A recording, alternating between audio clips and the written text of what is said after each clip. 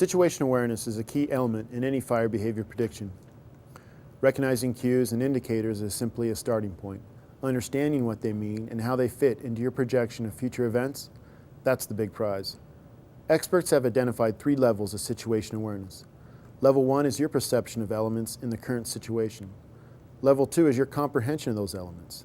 Level 3 is how you project from current events to predict future events. Our goal is to help you make more frequent and intuitive fire behavior predictions. We hope that this will chip away at the number of times you are surprised by unexpected events. To help you get this done, we sat down with fire behavior analyst Kelly Close.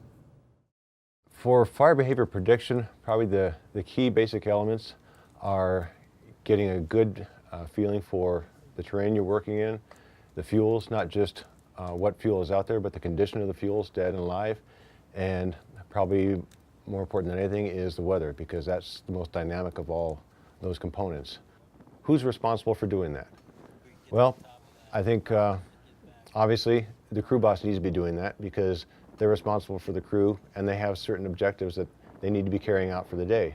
But really at some level, it's everybody's responsibility to do some kind of ongoing assessment of the fire environment and fire behavior throughout the day.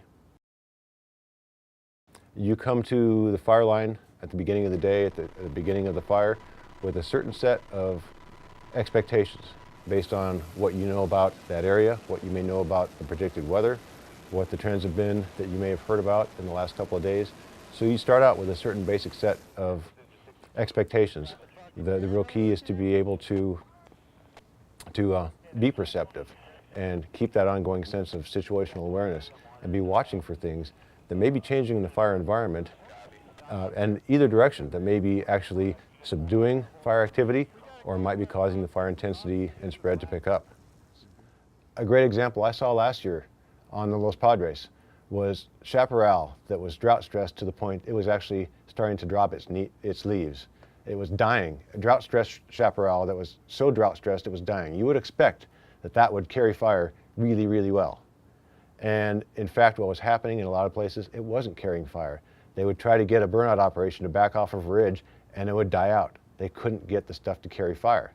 As it turned out, when they look back on it, you had that marine influence that was wetting up the fine fuels, the grasses underneath the chaparral, that it needed to get fire to carry through the chaparral. So as dry as the chaparral was, it wasn't carrying fire, at least backing fire, in burnout operations in an incredibly extreme year. No one would have expected that, but you started looking back at why, and suddenly it made sense.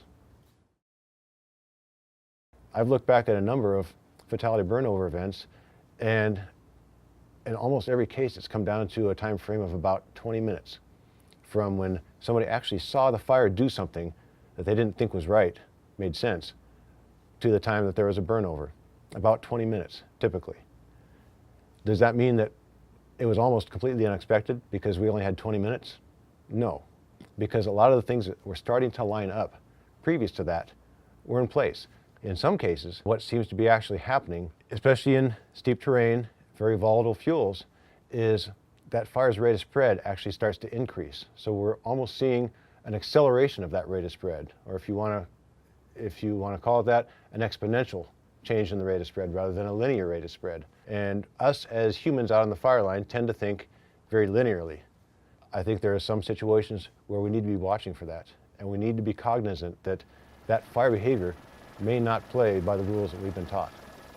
It may be accelerating rather than staying at a steady state, which is what we might have predicted, even with perfect information.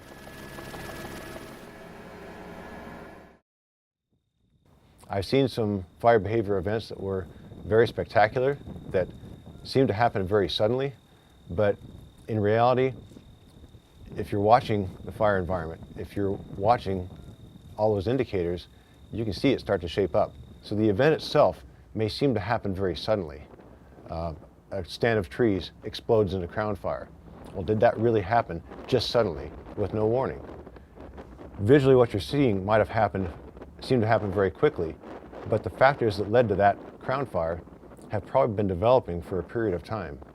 And if you know what to be keying into in the fire environment, you may very well be able to predict that, you know what, I think we're going to see crown fire, and I think we're going to see it fairly quickly. And so you might get that spectacular event, but you predicted it and you expected it. And at that point, you really need to be very aware of how things are changing and what's happening.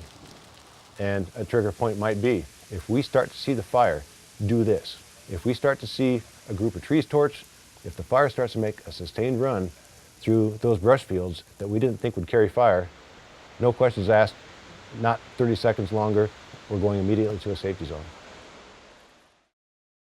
In making fire behavior predictions, especially at the fire line level, I think every firefighter really does have a very good basic set of core tools for assessing the potential fire behavior during the day.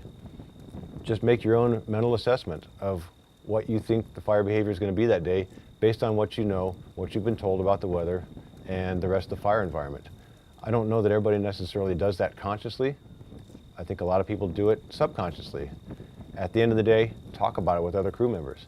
As a crew boss, get together with your crew and do basically a fire behavior after action review. Talk about, what did we see today? Is that what we expected to see? Why or why not? Not a yes or no answer. Engage the crew members and really discuss, what did we see changing out there and why did that result in the fire behavior we saw?